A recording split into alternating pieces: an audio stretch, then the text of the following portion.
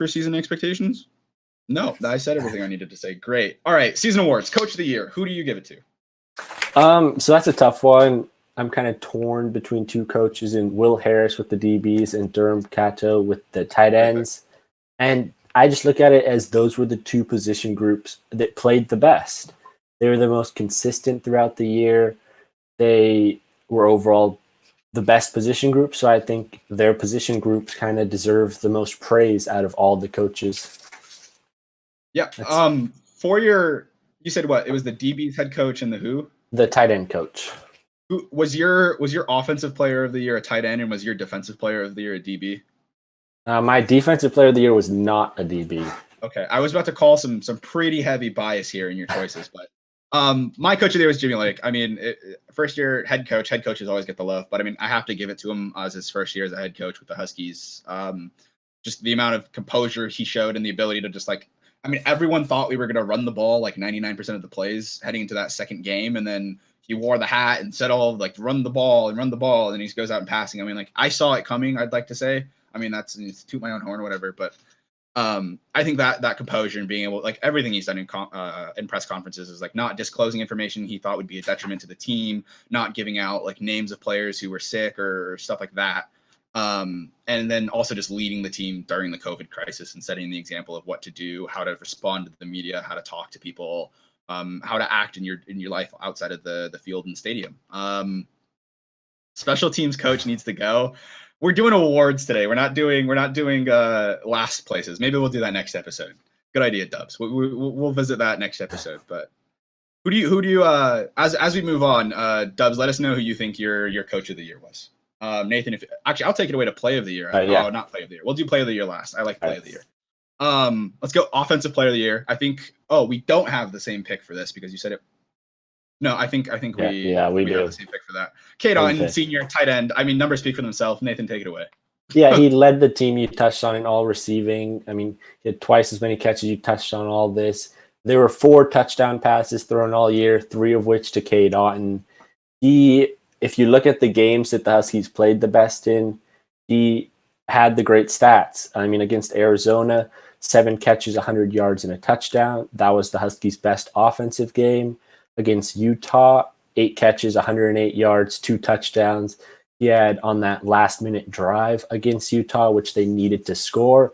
He had 3 catches on that drive, including the touchdown to put them up with 30 seconds.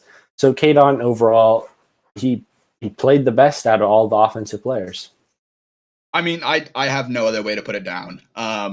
Thank you for agreeing with me, Dubs. I think that's 1-0 now to me. Sorry, Nathan, you're losing. But yeah, I mean, just offensive player of the year, K-Dot. I mean, like Dylan Morris may be in the conversation, but I mean, like I said earlier, I think it's a pretty unanimous decision that certainly he met expectations, but I don't think he exceeded them by any standard.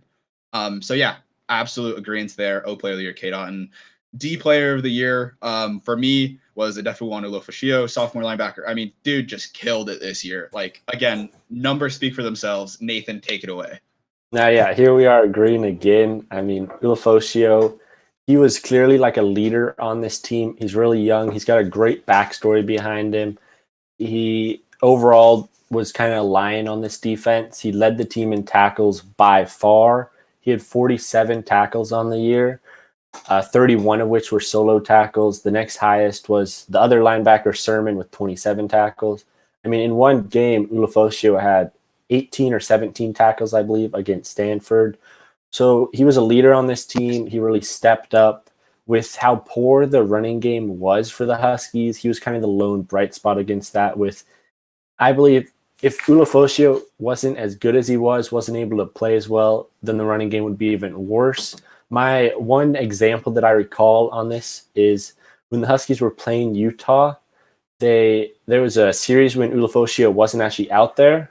Utah had a 9-yard run to start it and then a 46-yard run to put him inside the 5-yard line.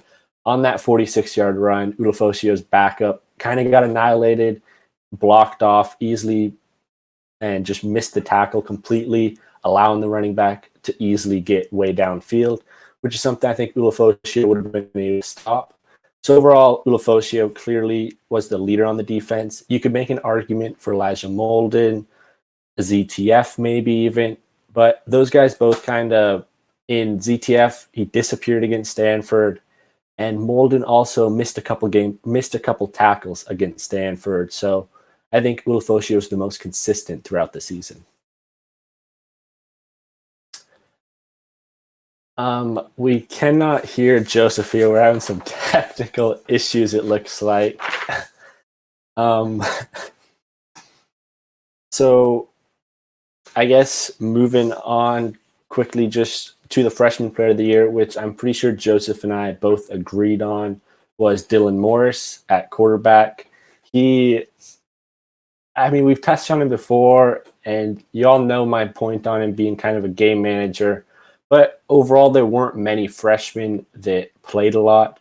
You could about Smalls, maybe true freshman. But he kind of missed some tackles. He went through freshman growing pains.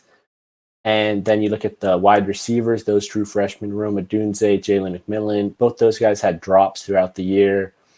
And Rome really had that one great game to end it against Stanford with 5 catches, 69 yards, I believe it was. Joseph, are you back? We cannot hear Joseph still. So just looking at Dylan Morris, yeah, he was the freshman of the year pick. And I guess moving on, play of the game. I know what Joseph's pick was, so I guess I can run it through with Joseph being his mic for some reason not working. So Joseph's pick for play of the game or play of the year was against Utah. It was the Trent McDuffie game-sealing interception. I'm sure I'm not doing his description justice, but it was a great... Oh, we can hear you, Joseph. Yes. Okay. Hello, everybody. I'm so sorry for those audio difficulties. That is what I get for not charging my microphone before an episode starts. And yes, I had the same freshman of the year pick. I mean, there wasn't really another freshman that did that great or had enough playing time. Play of the year, Trent McDuffie interception, 4th quarter versus Utah. Absolutely insane. I mean, offense just drove the ball, had just driven the ball to go up 24-21. It was 88 yards, 12 plays left. It was 3 minutes and 55 seconds of playing time, I think, for that. And capped it off with the TD. Player of the year, good guy. Utah takes the field with about 30 seconds left. They're only down 3 points. They drive it down. They get to a 3rd and 5, 18 seconds left on the clock. They heave it up. Ball's nearly caught for not only a first down, but also like 5 yards into their field goal territory, and their kicker was doing all right. And then boom, McDuffie intercepts the pass, no flags. GG, HF, go home, beat the traffic. There wasn't anyone at the stadium, whatever. UW goes up. And then, yeah, we got ranked within the top 25 and went 3-0 on the season. So that was I thought it was a great play and deserving of this award. So good job, McDuffie. Yeah. And Dylan Morris is not very tall. He's like 6'2", kind of average quarterback height. I believe he's 6'2", maybe 6'3" or 6'1", but not a super tall guy. And so my pick of play of the year, I kind of had 2 impact play that made the biggest impact on the field. I'm picking from the Utah game, Kyler Gordon's forced fumble against the Utah running back. The game, Utah's up still at this point, and they're about to score. They're at about the 14-yard line, going to go up two scores. And Kyler Gordon has a perfect form tackle, gets his helmet on the ball pops off, Huskies recover it, and really Utah never got close to scoring after that, really. And that game ended 24-21. But my play of the year for just style points, I guess, for just skill that required, it has to be the Ty Jones one-handed 42 or 3-yard reception. I mean, that one-handed catch kind of falling forward, really great catch by him. His best catch of the year, best catch of his career, maybe. I don't know. Maybe he had some amazing catch in high school. So far. Yeah. Best so those were my 2 plays of the year. Yeah, I got it. I mean, one of them was from Utah. The other one might have been from the Utah game as well. I have no idea. It was Stanford. It was against Stanford. Okay. Yeah, that was an insane catch. Oh my gosh, that was beautiful. But yeah, that